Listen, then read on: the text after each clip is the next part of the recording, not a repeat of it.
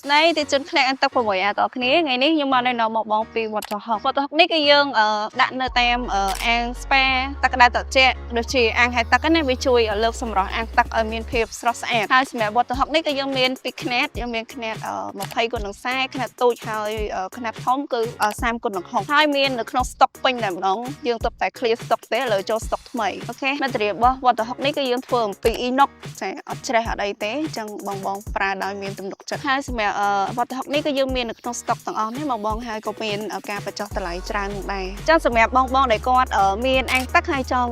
លម្អដោយទឹកធ្លាក់ដាក់នៅតាមកែមមាត់អាងណាអញ្ចឹងអាចជ្រើសរើសជាប្រភេទវត្តហុកនេះបានមានខ្នាតតូចនិងខ្នាតធំហើយមាននៅក្នុង stock ស្រាប់អញ្ចឹងបងមានចំណងតំណាបន្ថែមទាក់ទងទៅនឹងវត្តហុកអីមិនតន់ច្បាស់អីអាចតាក់ទងមកក្នុង page ខ្លាំងអាទឹក 6A បានហើយយើងក៏មាន promotion ច្រើនផងដែរអាចតាក់ទងមកកាន់ Telegram ក៏បានដែរណាយើងមានក្រុមការងារក្នុងការប្រឹក្សាផ្ដល់យោបល់ជូនបងប្អូនដែរ